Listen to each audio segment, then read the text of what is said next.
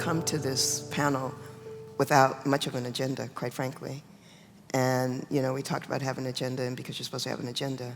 And then we thought, well, this is an agendaless agenda that we're going to kind of co-create and see what's in the room. And so there was a couple of things that we talked about, and Orland, that you mentioned about the commitment, and maybe that would make sense to bring in now. Thank you so much for sharing the why you came. Now, how to be with what is here is always the deeper reason. How to be somewhere where others will be, and I can't control why they came. But so the why that brings me personally into this time space engages with other people's why. How to be with someone else's why.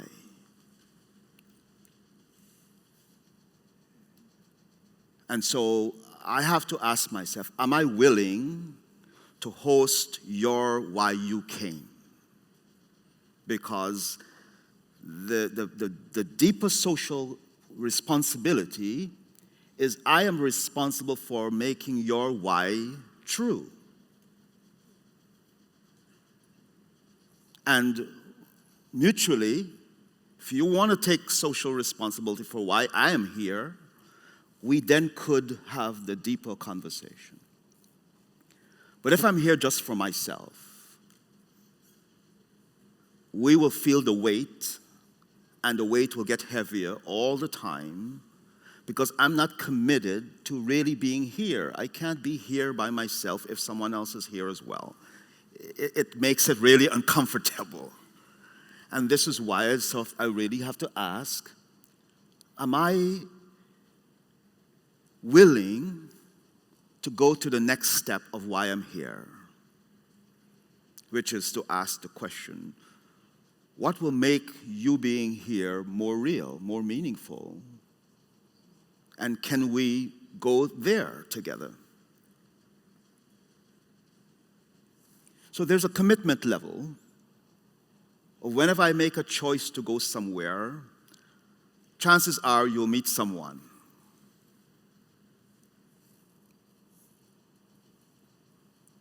And who is responsible for that meeting? Who do we blame for being in a place where someone else will be, and we don't know who started it, who made the first choice to be there? So this is the phenomena in reality. The earth, where we all are, is conspiring for us to belong. The earth is not neutral. It's an intelligence that says everyone needs this experience at a level in which it is not just for ourselves. So it comes back to something fundamental about the reality of, am I really willing to be on earth? I wasn't just born to exist separate from the realities that is part of the nature of being. So we did, the first thing I would say, we were born into a culture, I would say not quite. We were born into the realm of possibilities, far more complex than our culture. It takes a little long time for human beings to agree with the culture that we have now, because even as children, we are resisting it. And someone keeps bribing us to give up our possibilities and accept scarcity and uniformity to those we love. We give up all of our divinity for love of the person who we trust the most, telling us this is the real world. And then when we go outside of the home, we meet other people who have a different, this is the real world. So thank you for following your friend here. Because most people leave their homes to go out with their friends to find the real world. Because there's a question there in friendship. Can we make sense of what our parents told us? Because we love them, but we don't see the world that they see. So as children, we're trying to go to the next step. And who helps the child to come to the resilience of transforming inheritance? You know, this is where the world is. The risk is if the child doesn't get permission to go to the next step, we take on the inheritance. And no one really believes in their inheritance as much as they may want to protect it. The deeper inner experience is it's not enough to keep me in life. Person wants more than inheritance. We want engagement of consciousness with someone coming from a different direction, because cosmic intelligence says there's a conversation to have that is very different than the ones I'm having at home in my inherited worldview. And in human rights work we've done for a long time says the person that's most likely to violate your human rights lives in the house with you. Meaning they will insist that you be like them and lose your freedom to become capable of transforming the culture that awfully oppress their own children. And the rights of the child is probably the most significant rights to explore. Not the rights of adults, the rights of the child. Can we allow them to mature the next step of becoming, even within the culture that we want to support them to grow through and develop in, even with all the goodness that parents want to do, can we trust a kind of devotion to the development of a child to support them to go out into the world and make friendships with people different than the culture that they're born into? If we don't start there, as we get older, the complexity of what we've inherited gets harder to engage with. Because at that level, we're given actually a lot of societal accomplishments and rewards to sustain the system of the culture. And so what we were looking at is like, how committed can we be with the invitation to be here, even at this conference, at this time? Like, what next level of invitation is necessary? We've done all we can to get you here. Now that you're here, what else is needed?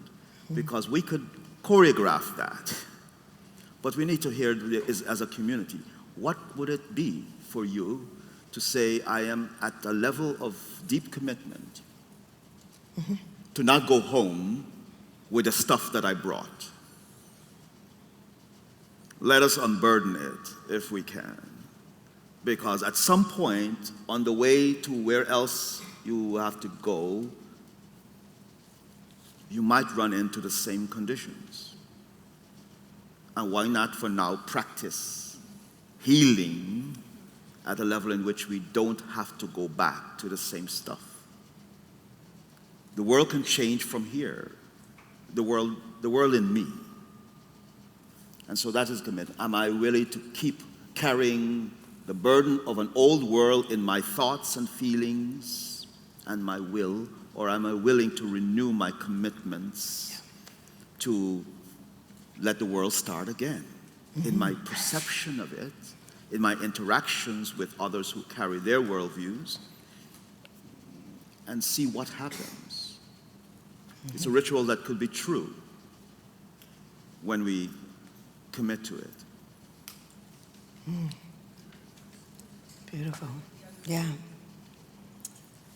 Sara? You know, in this moment, I'd like to do just a little bit of a check-in, because when we first began, Konda led us into this phenomenal space of home and belonging inside of our bodies, hopefully for many of you. And what I'm sensing is that we've been on the beginnings of a journey together. And so we started out from this place of, what did home feel like for you? And maybe if the home that you were brought up in didn't necessarily feel like home, and for me, this carries really deep resonance because I'm thinking of home as more of a metaphor. So maybe if this country, which is your home, or whatever country that you come from, which is your home, didn't necessarily reflect that embodied experience back to you, then it is quite possible that perhaps for some of you, you've been living a life where you feel estranged from that fundamental right of the feeling of home, the feeling and connection to that sense of belonging when you're inside of the place that you dwell, but also that feeling of safety and belonging when you leave your home and you're walking and you're navigating in the streets. And I was just sensing into what might be arising in our bodies.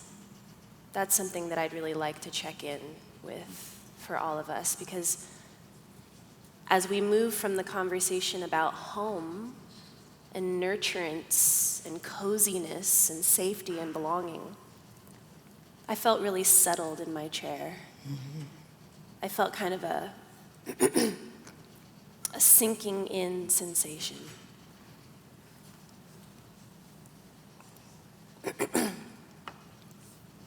My shoulders dropped.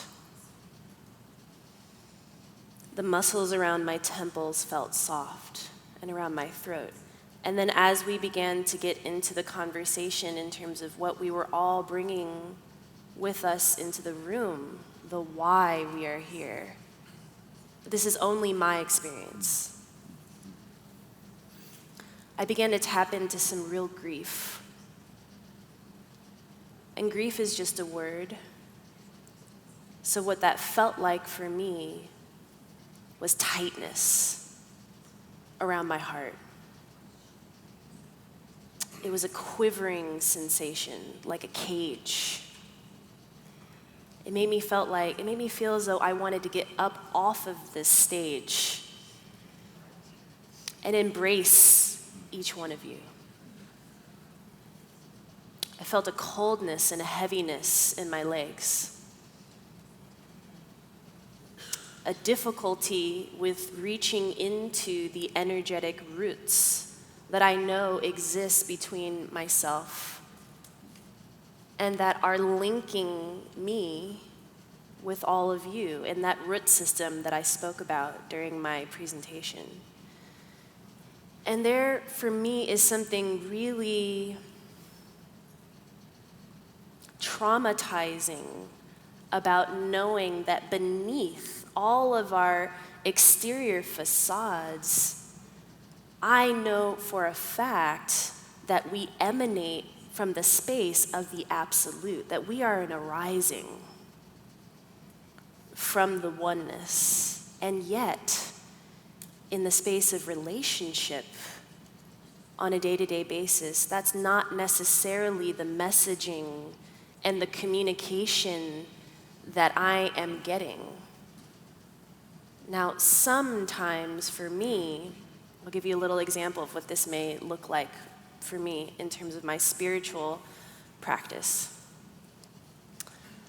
when I'm walking around in the world and I see faces that look different than mine, I have been psychologically primed by my cultural conditioning to make a lot of assumptions about every single face that I meet. And just because I am a woman of color, I am a black woman, I'm also a woman of mixed race, there's so many different identifiers I could put out there. But because I consider myself to belong to a class of people who are oppressed, doesn't mean that there aren't mechanisms in my mind and in my heart and in my body which are enforcing that oppression within me. I have to take responsibility for that. So as I am walking and I am navigating, I may see a face, and this happens to me a lot. I'll see a face and I'll think, that's a white person. They're from a European background. They're born here in America. They're of a certain age. Maybe if they don't necessarily smile or look my way and acknowledge my presence as I walk by, the thoughts begin to spiral. And it could go anywhere from, man, are they having a bad day? To, they might be racist. They might not like or appreciate me for who I am because of the way that I look. They have a history of privilege, of protection, and of safety that has been afforded to them because of the way that they look. And then there is an arrow that pierces my heart of anger. And all of a sudden, I have made up this incredibly complex narrative around this total stranger that I pass by on the street. I have no idea what kind of life they are living. And this is where my spirituality, my spiritual practices, my contemplative skills really come to bear. Because in that moment, I'm able to feel into the disconnect in my legs, the tightening in my heart, the narrative in my mind, and then I can open up to a place and space that is more rooted in possibility, that is less defined. And I can remind myself, I have this narrative in my mind about this person that tells me, I know who you are, I know what you're about, I know what you think of me. And then there is also this pain that I am carrying that is so deeply intergenerational. It is the pain of my mother in segregated Virginia South. It's the pain of my grandmother who lived through Jim Crow. It's the pain of every single sharecropping ancestor who I had, those who were enslaved. And then it is also the pain of my Irish ancestors who were not enslaved and who came to this country. And I have this memory. I asked my aunt one day, I said, I did this genetic test, and I said, I just found out that I'm a quarter Irish, and I had no idea, living in my entire life, knowing that so much of the fear and the hatred and the anger that I had carried looking at so many faces who I assumed were white identified, that European blood also ran within me. How do I reconcile this within my body? And she looked at me and she said, oh, honey, there's no way that came through love. It was probably rape. So you don't need to worry about that. Just focus in on your blackness.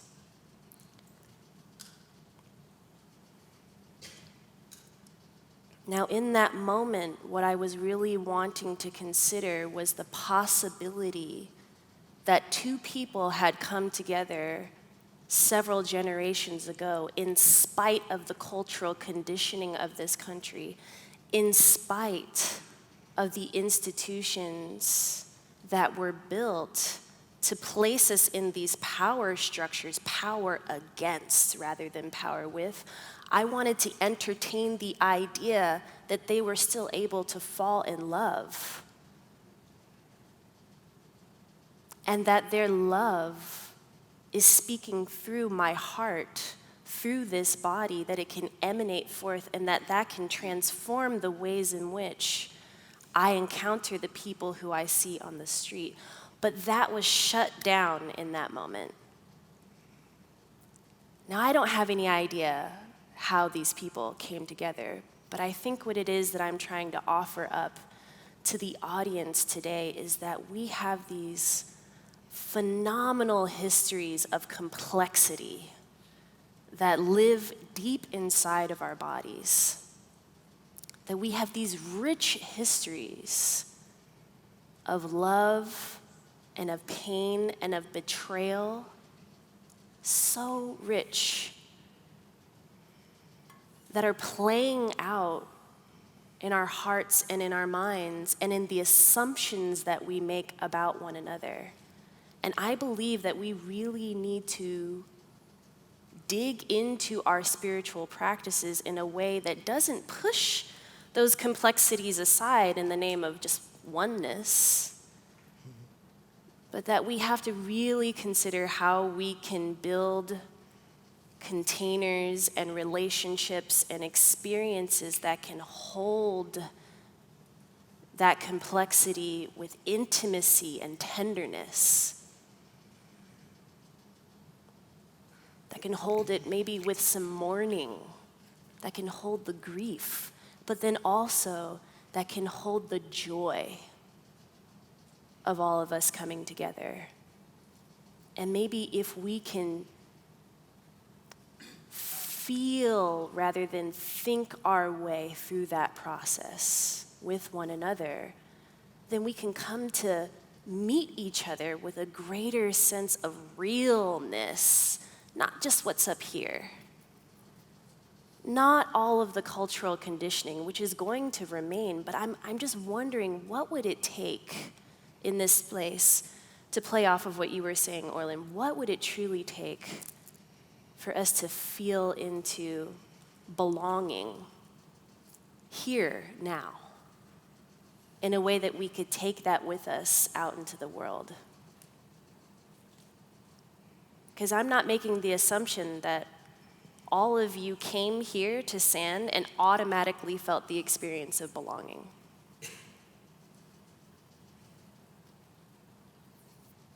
And maybe that's something that we can explore. Would you all be willing to just turn to someone right now? Let's do another dyadic exploration. And let's just have a conversation. Let's just get really real with one another and discuss. Do you feel as though you belong here at SAND? And if you don't necessarily feel that belonging, what would it take for you to feel that in this space? Just for a few minutes. I've always questioned the word home. That's a very powerful word. And I could say, yes, I felt very safe at home. And then decades later, I found out, whoa, things happened. I'm not safe. I felt safer traveling outside the country. When I started flying back to America, to my home, I was in tears. I didn't want to come. And as I got closer to my home in Pennsylvania, it's like, no.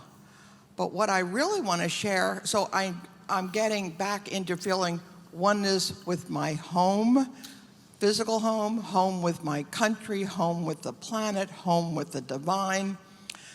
And yet, one thing I want to share is there's one race, the human race, with 7 billion different shades of brown. The white supremacists are brown because they're of European background. And it's the American Indians who, when they saw these beings come over, these blonde-haired, blue-eyed people on ships, they assumed they were gods, and they didn't know Europe existed. We were on a flat turtle planet, a flat turtle continent.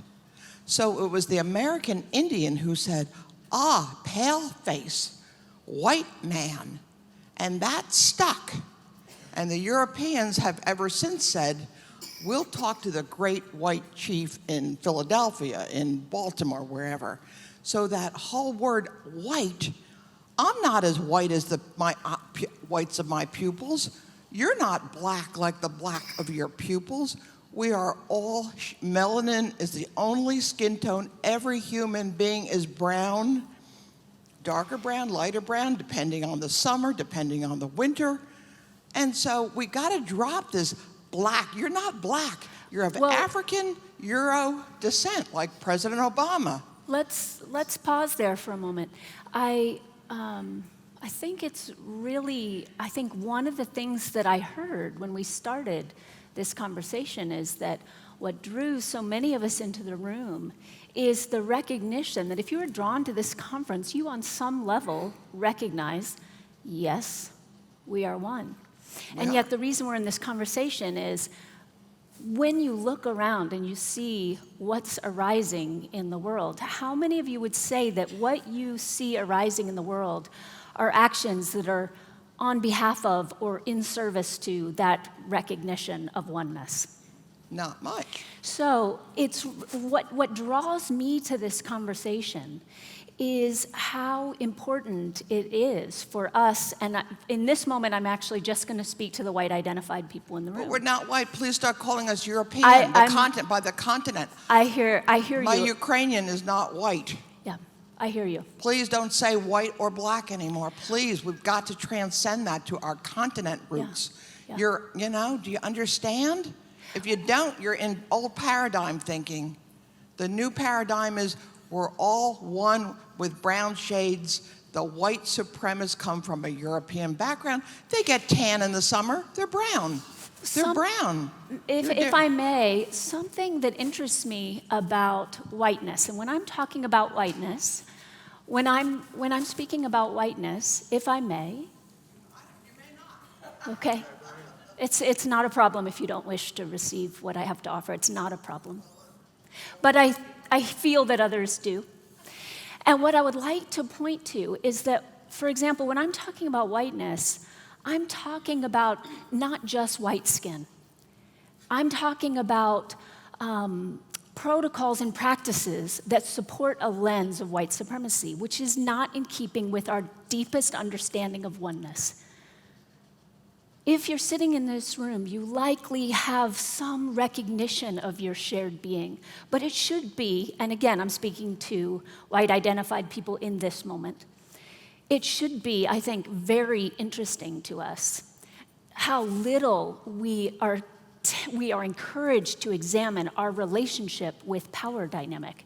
And that's not just about color, it's about dynamic, it's about process, it's about the recognition that in a white supremacist, through a white supremacist lens, it's a lens of domination. So that lens of domination is one that we as white identified people, we don't take responsibility for. We forget that we're even white. We resist the idea of saying, yes, I'm part of this, because we can societally. Folks with me on that? So this conversation about what is mine to reconcile has become very, very interesting to me. Consider for a moment, just for a moment, if you were standing in a crowd and there were black bodies that were chained, how disassociated from your shared humanity? How disconnected from your shared humanity would you have to be for that to be okay? Someone lifting up a black child and weighing it and poking it and prodding it for sale. How disconnected from your own humanity would you have to be for that to be all right? And so something that I'm passionate about is how can we recognize that it's our humanity? We cannot participate in a process of othering without suffering. And we can't just say, but we're the ones benefiting from here, so we're going to come up with lots of complicated reasons or complicated explanations that make us feel okay about a process of othering. The minute we go into a process of othering, we are suffering. So at the heart of non-duality, we must recognize all the delusion that keeps us from that non-dual truth. So I find it fascinating that I trained for years in a Zen Buddhist monastery. Countless energy was brought, countless attention for 8 years was brought to what are the egoic structures that keep us from recognizing our true nature? How often do you think there was a recognition of collective conditioning, or how as a collective we participate in the kind of othering that we were asked to recognize as individuals? Zero. But it's the same process. So as we recognize our shared being, then the rest of that's just the beginning. As many presenters have spoken about in this conference, that's just the beginning. The rest of our practice is about aligning our lives with that understanding. And if we're going to align our lives with that understanding, we have to be willing to see all the places we're blind. And we are blind, and we are blind, and we are blind. We have to see that. So we're willing to see it in our spiritual practices often, but are we willing to see it collectively? Are we willing to see, wow, I participate in a system of dominance. Is it a creation? Yes, but so is the sense of I.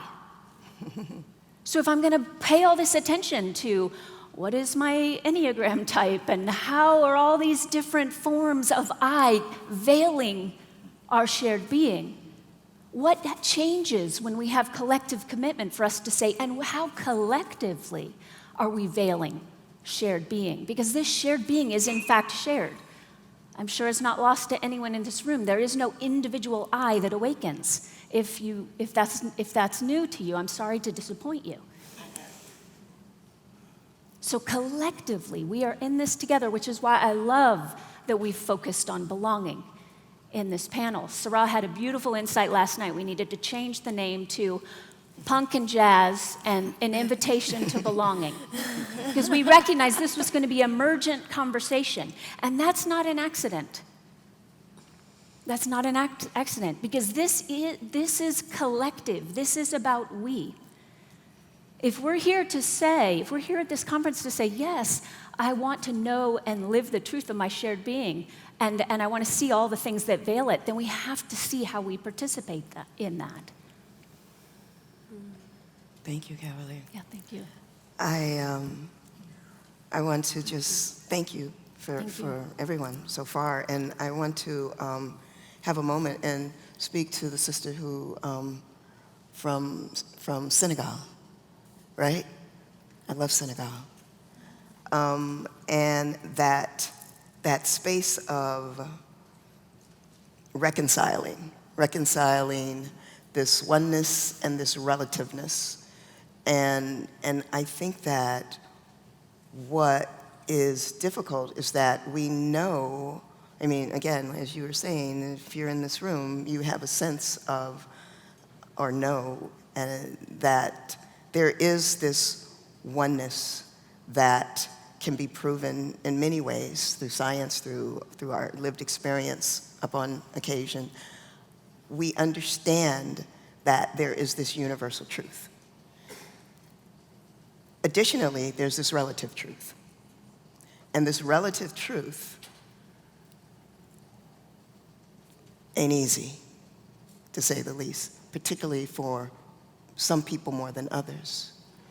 And where the problem lies, what I find in these kinds of communities, which I call the spiritual progressive communities, are this tendency to answer the relative question with a universal answer. Right? And that becomes what, I know we've all probably heard this phrase, spiritual bypass, because it doesn't work. It's an inappropriate answer. It's absolutely inappropriate when we do that. And so there is this relative reality of I am Konda Mason, a black woman in America who receives and lives through the causes and conditions and all that happens that is a part of being a black woman in America. And it's real. And so has my mother and my grandmother and on and on. And so it's difficult to reconcile. And I understand what you're saying. I think that at the core of people of color in this country, I'll just stick to this country, and I think that is true for any marginalized people anywhere, that is one of the core questions that we live with when we have the breadth to even come up from underneath conditions and even question and understand the universal. It's a core question. And it's really hard to find, more than intellectually. Intellectually, you can understand the answer, but the lived experience is very different, particularly when the conditions within the country have been completely systematized, institutionalized. Everywhere it's institutional. This is an institutional issue that we're talking about. And what happens is that I believe that because it is from the beginning of this country, and there's a whole history about it. I know the woman was talking about whiteness. There's a whole history about when actually the word white was substituted for Irish and all the other ethnicities to bring together all these white-skinned ethnicities together and pretend like you have more in common than you do on a class basis. Poor whites were combining with poor black and indigenous. And instead of that combination, it was like, no, come over here and let's be white. And there's a whole history around that, and that's a history lesson in American history. But it's the case that as people of color in this country, and what has happened is that the privilege that was instituted at that time for having white skin was completely put into every single institution that exists. The ideology underneath it, and that is when people talk about white supremacy. It's an ideology. It's an ideology that is underneath, and that was built into the systems. And so when we come up against those systems, and what happens is that this conversation about race continues to stay on a personal level. Like, I'm a good white person, I'm not racist. I'm a good person of color, I'm not racist. And as long as we keep the conversation on a personal level, the institutions continue to live and do their thing and take from all of us, take from every single one of us, white, black, brown, yellow, all of us is taking from. Because we're in this constant battle and conversation on the individual plane. And honestly, all of us should be able to, I'm hoping, well, when we talk about waking up, it's really waking up to, it's so much bigger than the individual. It is an institutional, a structural issue that keeps us fighting. And really, it's the systems of oppression that we need to be working together on to bring down.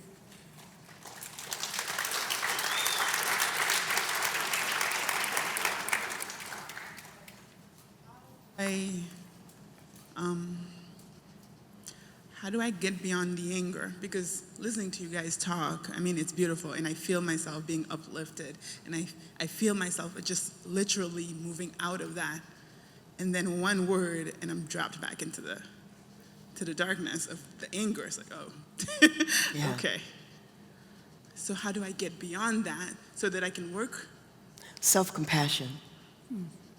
Self-compassion is where I think it begins.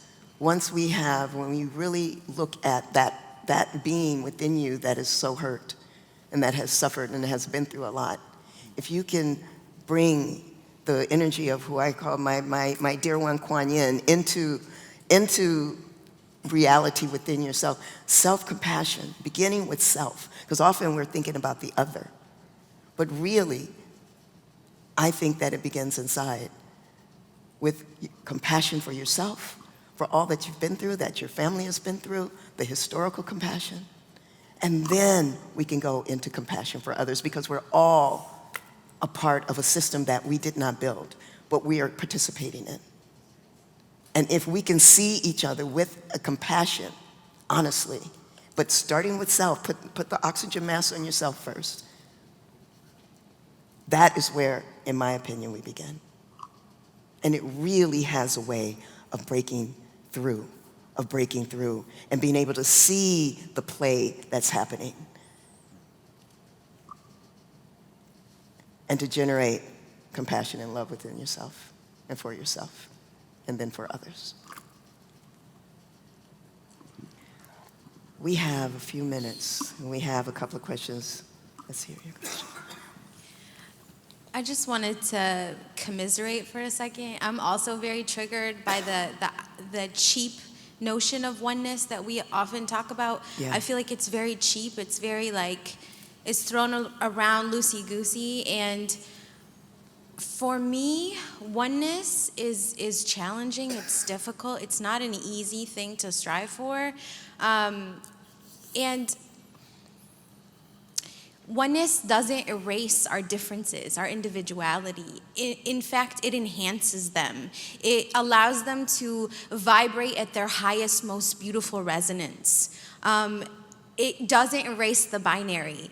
It shows the binary in the greatest possible clarity. For me, when I embrace myself as a Syrian American Muslim woman with a master's in Christian ethics and a rapper and a mother and all of those individuations allow me to be part of a collective.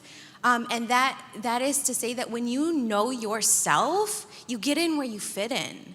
And that you realize your place in the collective, and that's what connects you so deep.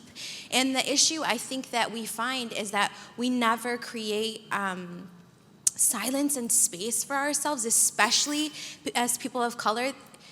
Like, even the way that this conversation could get derailed by one comment, for me, sitting in class with the Reverend Dr. James Cone, the father of Black liberation theology, when that would come up, he would be like, not right now. We're gonna do something else right now. We're gonna talk about the ways in which X, Y, and Z and recenter the conversation in the ways that were possible. And I just want to say thank you so much to you guys for standing up there right now in the midst of this world that is telling us to embrace cheap oneness, and to say, thank you for embracing the complexity and how difficult that is. Thank you so, so much, because that's not often something that can be done with such grace, the way that I've seen you all do it. So much grace, so much beauty, because people are so afraid to live inside of that complexity. So afraid to dig down deep and get to know themselves. It's when you know yourself, don't know yourself, that you can say that we're all brown. That's when you don't know yourself. That's when you don't know your history. When you know your history, you can say, I am from the tribe of X, Y, and Z, from the lineage of these people who told these stories.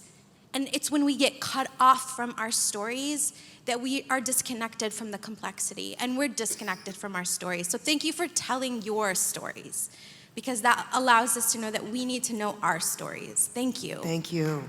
Thank you. So Yes. we have 5 minutes, I've been told, and I'm thinking that we're not going to take any more questions. I think that what we need to do is just wrap it up here.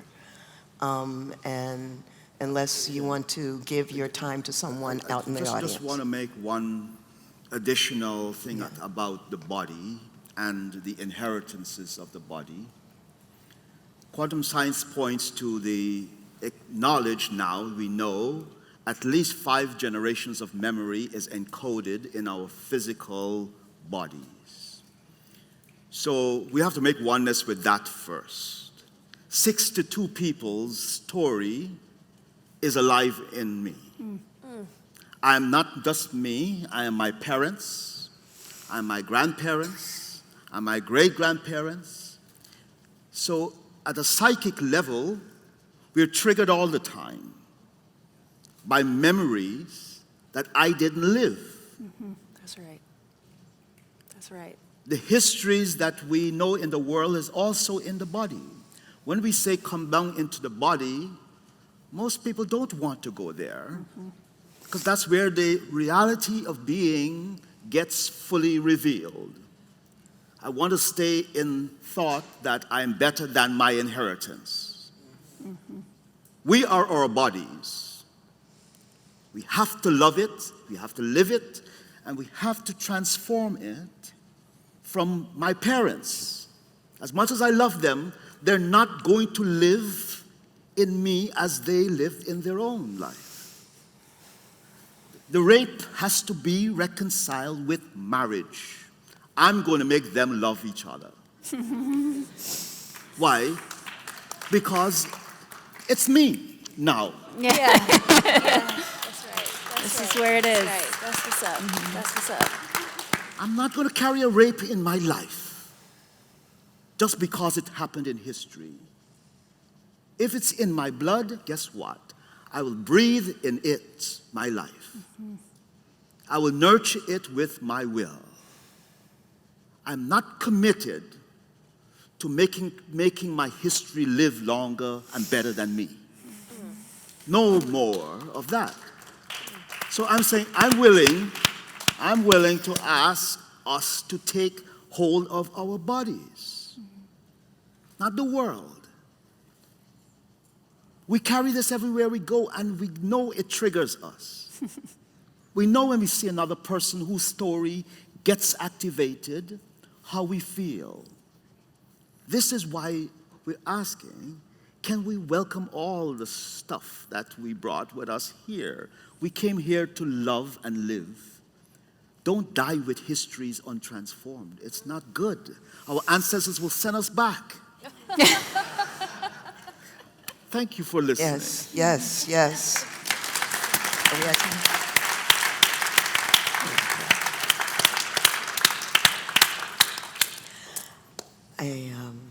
Do you have one last thing? Do we have 1 minute? There's 1 minute left. 30 seconds each.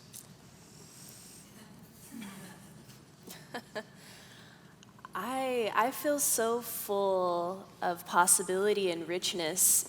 And when I spoke earlier to the desire to experience a collective body that is capable of truly holding the complexity of all of our histories and our pain and our desire, our passion. I feel longing in the context of this room. And the way that I am leaving this conversation is that this is the container that we are modeling right here, right now, a radical new vision of love. And not a love that seeks to deny pain, but that holds and includes all of it. This is intimacy in action. Beautiful. What they said.